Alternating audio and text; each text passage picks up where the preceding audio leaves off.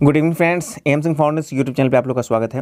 जैसा कि आप सबको पता है कि बीएसएससी इंटर मेंस के कुछ स्टूडेंट आज बीएसएससी ऑफिस पटना पहुंचे हुए थे और वहां पर उन्होंने सचिव से मिलकर अपनी बातों को रखा, अपनी मांगों को रखा। उनमें उनकी दो मांग प्रमुख थी। पहला था कैटेगरी चेंज के संबंध में और साथ ही साथ टाइपिंग येस और नो, मतलब टाइपिंग होगा, कैसे होगा, नहीं होगा, इन सब चीज़ों पर उन्होंने जानकारी वहाँ से मांगी। जिसमें कि कैटेगरी के संबंध में उन्होंने तो सीधे सचिव से बात की और टाइपिंग के संबंध में वहाँ पे जो और अधिकारी थे और जो काउंटर पर लोग थे उनसे जानकारी प्राप्त हुई। तो आज पूरे दिन में पूरा घटना चक्र क्या क्या रहा, कैसे कैसे आगे बात बढ़ी और आगे इसमें आप लोगों के लिए कितना अच्छा या बुरा चीज़ क्या है, उस सब पर हम लोग चर्चा करेंगे। तो वीडियो को शुरू से अंत तक देखिए। लेकिन वीडियो में आगे बढ़ने से पहले सबसे पहले आप सबों को राष्ट्रीय युवा दिवस की ढेर सारी बधाई। आप सब लोग युवा हैं और राष्ट्र निर्माता हैं। हालांकि आपके भविष्य निर्माण में बीएसएससी या फिर सरकार या टेक्निकल चीज़ें जो भी है उसकी वजह से भले ही परेशानी हो, लेकिन आप सबको उन परेशानी को पार करके आगे बढ़ना है। तो आपको पता है क्या, स्वामी विवेकानंद जी का जन्म दिवस है। तो राष्ट्रीय युवा दिवस हम लोग मनाते हैं। तो विनम्र बनो, साहसी बनो और शक्तिशाली बनो। स्वामी विवेकानंद जी का जो कथन है उसको आप आत्मसात करें। और साथ ही साथ इन्होंने ही कहा था कि तब तक लड़ते रहो जब तक आपका लक्ष्य आपको प्राप्त नहीं हो जाता है। तो भले ही आप लोग साथ साथ लड़ रहे हो, लेकिन आगे और भी आपकी लड़ाई बाकी है। तो चलिए अब वीडियो को शुरू करते हैं।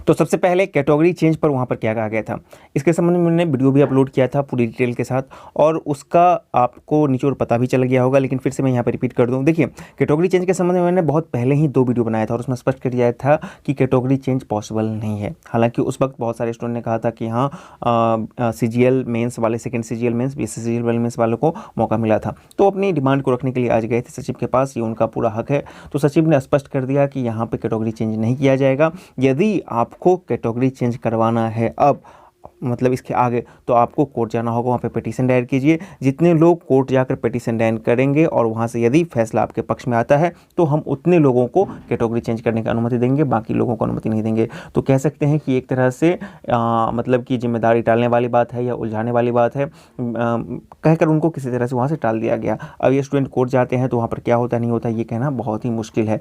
तो ये छात्रों का अपना हक है, वो चाहे तो जा सकते हैं, नहीं चाहे तो नहीं जा सकते हैं। लेकिन एज ऑफ नाउ जो बाय प्रोसेस है वो चेंज नहीं होगा। खासकर उनका तो बिल्कुल भी चेंज नहीं होगा। जो उस वक्त आपको BC में थे, बाद में EBC हो गए, ये तो कभी चेंज हो ही नहीं सकता है, ठीक है ना।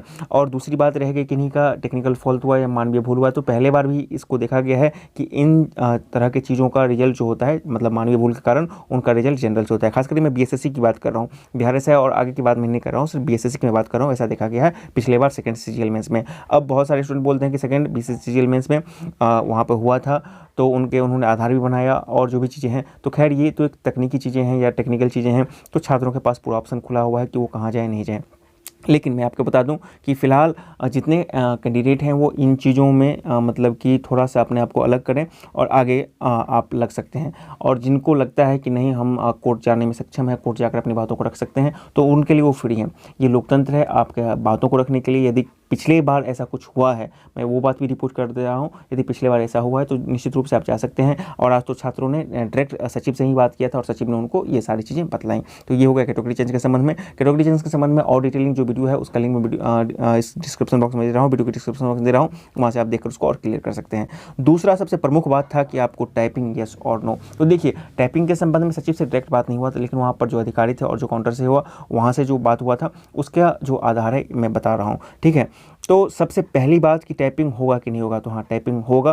और उस सबसे पहले भी मैं एक चीज़ और यहाँ पे क्लियर करना चाहता हूँ कि कुछ दिन पहले मैंने 3 या 4 दिन पहले मैंने टाइपिंग के संबंध में एक वीडियो बनाया था। उसका टाइटल था कि अभी तक आप टाइपिंग में फंसे हुए हो, आगे की तैयारी करो। तो वहाँ पर मुझसे एक थोड़ी सी तकनीकी भूल हो गई थी, मानवीय भूल हो गई थी।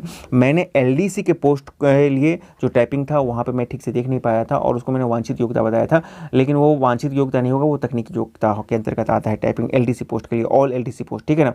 तो उसमें इस हद तक आप उसको संशोधित समझे, बाकी सब के सब उसमें सही है। उस वीडियो का लिंक मैं आपको डिस्क्रिप्शन बॉक्स में दे रहा हूँ।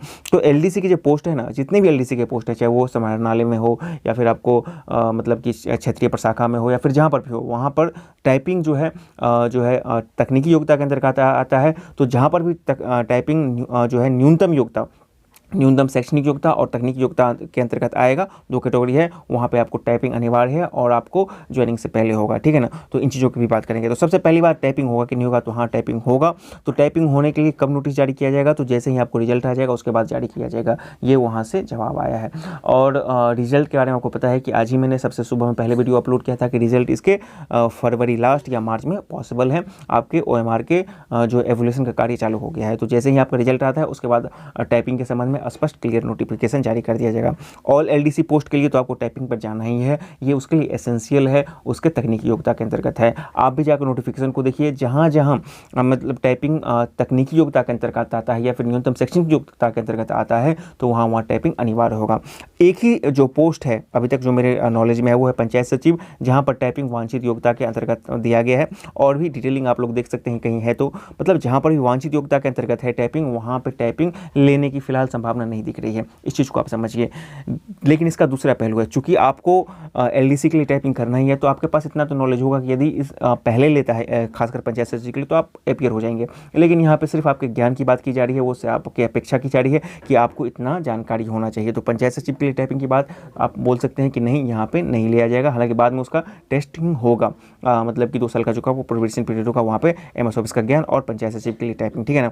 लेकिन ऑल LDC पोस्ट के लिए आपको टाइपिंग होगा। साथ ही साथ स्पीड की बात जहाँ तक की जा रही है तो स्पीड में आपको बता दूं कि हिंदी के लिए स्पीड होगा आपको 30 वर्ड पर मिनट और इंग्लिश के लिए 35 वर्ड पर मिनट, ये कंफर्म हो चुका है। जी हाँ, अब इसके बारे में आपको जानना है तो मैंने इसके बारे में वीडियो बनाया है और ये आपको इसी मतलब 2020 वाले मई में निकाला गया था। वो उसके बाद संबंध में कि आपको कहाँ कहाँ टाइपिंग टेस्ट होगा, तो उसमें भी क्लियर किया गया था कि इंग्लिश में आपको जो है 35, इंग्लिश में आपको 35 और हिंदी में आपको 30 वर्ड पर मिनट। और हिंदी का जो फॉन्ट की बात की जा रही है वो तो कुर्तीदेव, ठीक है ना, एज पर नाउ जो पिछला इसका वैकेंसी है उसके आधार पर। हालांकि जब रिजल्ट आ जाएगा तो उसके बाद फिर से वो क्लियरली वैकेंसी मतलब किसी का नोटिस निकालेगा कि आपको कैसे कैसे टाइपिंग किया जाएगा। लेकिन अभी आप फिलहाल के लिए 30 और 35 मतलब हिंदी के लिए आप 30 और इंग्लिश के लिए आप 35 इस स्पीड तक अचीव करने की कोशिश कीजिएगा। चूंकि वक्त अब ज़्यादा नहीं है और टाइपिंग सीखने में उसको स्पीड पकड़ने में आपको वक्त लगता है एक्यूरेसी, तो आप अभी से टाइपिंग शुरू कर दीजिए, वेट मत कीजिए।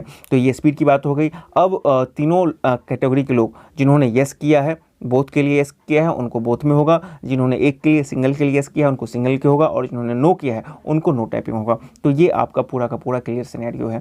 अब इसके बाद भी यदि आप उलझे हुए हैं किसी चीज़ में तो ये आपकी बेवकूफ़ी होगी। आप कट ऑफ के चक्कर में ना पड़ें, आप इधर उधर की बातों को ना सोचें, आप रिजल्ट का इंतजार ना करें। यदि आपने टाइपिंग यस किया है तो टाइपिंग अभी से स्टार्ट कर दें, टाइपिंग में समय लगेगा और यही इसका अपडेट है। बाकी आपके और एग्जामिनेशन है तो उसकी भी आप तैयारी कर सकते हैं। तो कुल मिला के कैटेगरी चेंज वाली जहाँ तक बात है तो कैटेगरी चेंज पॉसिबल नहीं है एज पर नाउ। अब कोर्ट जाकर यदि स्टूडेंट जाते हैं, पिटिशनर बनते हैं, पिटिशन दायर करते हैं, वहाँ से कुछ फैसला होता है तो वो बात की बात होगी। लेकिन as per now category change संभव नहीं है और इस चीज़ की बात मैंने बहुत दिनों से कही थी।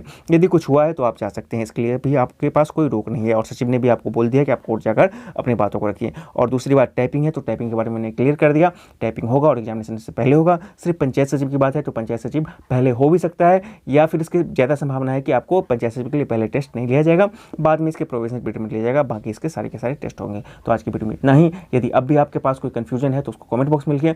चैनल पर हैं तो चैनल को सब्सक्राइब करें, वीडियो पसंद आए तो लाइक शेयर करें और अपने तैयारी में जुट जाएं, टाइपिंग और फिजिकल में जितने भी SSC इंटरमीडिएट के कैंडिडेट हैं। तो आज की वीडियो में इतना ही। सब्सक्राइब करें हमारे चैनल एम सिंह फाउंडेशन को और बेल आइकन को प्रेस करने के बाद नोटिफिकेशन को ऑन कर लें कॉम्पिटिटिव एग्जाम की तैयारी एवं संबंधित सभी जानकारी सबसे पहले पाने के लिए।